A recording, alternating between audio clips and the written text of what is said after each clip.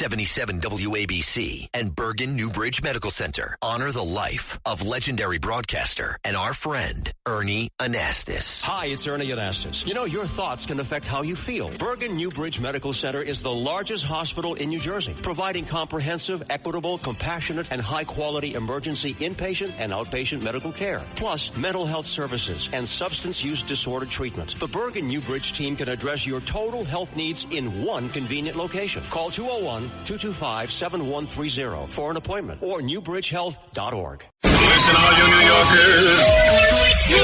Taxi. Okay, we're looking around. This is the 77 WABC minicast. Our number trio. It's time for Means Radio this. Royalty with James Golden and America's Princess of Policy, Princess Di. She is the amazingness one. She always comes through with analysis you will not hear anywhere else until after she said it. Then other people start taking her analysis and try to pass it off as their own. But nonetheless, goodness, sweetness, beautifulness, intellectualness, and of course the analysis that we all look forward for, our very own Princess of Policy, Princess Diana in the house. Good morning, Your Highness. Oh, Sir James, the Duke of Democracy. It's so great to speak with you again. Well, thank you. What a week. What a banger. I looked at the headlines. You know, I haven't gotten to any of the news stories I printed today, except for the UFO stuff. 10 days that shook the House map and Democrat conference. Republicans, this is New York Times, Republicans, bastards. No, they don't say that. Republicans are charging ahead in the nation's redistricting race, bastards, and showing new bullishness after months of growing midterm fears. They're panicked. Oh, my goodness. Well, if you remember, last week I had mentioned that it was one of the most brutal weeks for the Democratic Party in our lifetimes. And it was, but I think, you know, we can say the brutality continues because this week was just as brutal. And, you know, the waves of panic that you can see coming over the entire Democratic Party, they're just, it's dawning on them more and more how bad their situation is. And I just want to go through briefly the dates of some of the things that happened. On Monday, the governor, your favorite governor, DeSantis, signed the redistricting bill for Florida. And on Tuesday, there was a primary in Indiana, which I want to talk about, which sent shockwaves through both parties, in which the Trump-endorsed challengers won 6 out of 8 elections in the primary. On Wednesday, May 6th, the FBI raided Louise Lucas's office. I want to talk about her in a minute. This is a name you really need to pay attention to. She is the state senator in Virginia, president pro tem of the Virginia Senate, and her cannabis shop was raided on Wednesday. Thursday, the Tennessee Republican legislature passed their 9-0 map, which you have been talking about, and all hell broke out in the chambers, where they basically were shouting and hooting and standing on desks and yelling and screaming and whatnot. The Democrats were losing their cookies. And then on Friday was the biggest, which was when the Virginia Supreme Court, 4-3, overturned the Virginia redistricting referendum that had passed April 21st. And was going to result in 10 Democrat districts and 1 Republican, as opposed to what's current now, 6 Democrats to 5, which really reflects the population of Virginia. And the Virginia Supreme Court rightly noted and basically erased that referendum because it was unconstitutional according to the Virginia Constitution, which the Virginia Supreme Court has the final word. And so even though now all the Democrats are saying we're going to fight it, we're going to appeal to the U.S. Supreme Court, it is not going to happen.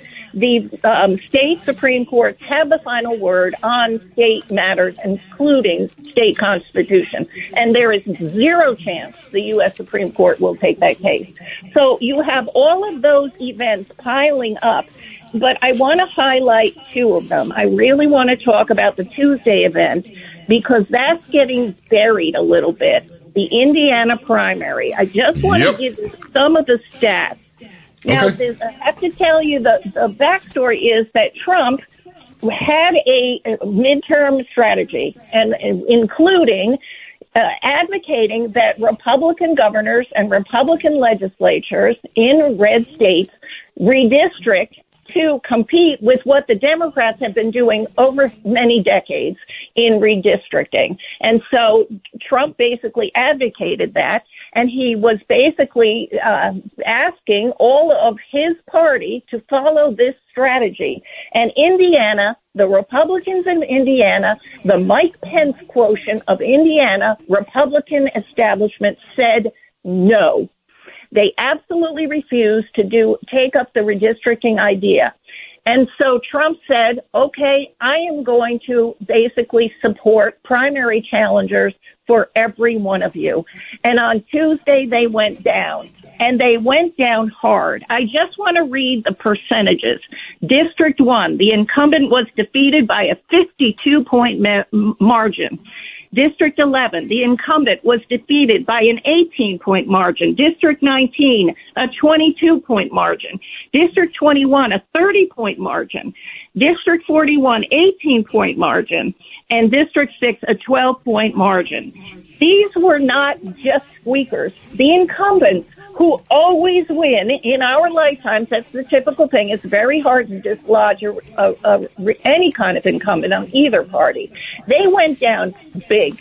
And the Republican voters basically sent a message to the rest of the nation. And so in the wake of that, you have seen a lot of red states who were probably leery because Republicans are weak and afraid of following Trump on this strategy. You have seen the dominoes fall, and that is what caused the fear of the Lord to go into the Democrat Party because they see all of the dominoes falling. Red state after red state after red state is redistricting, and there aren't any more blue state redistricting seats to be had. They've done it already. So there is no percentage. They don't have any more juice to be had on this one.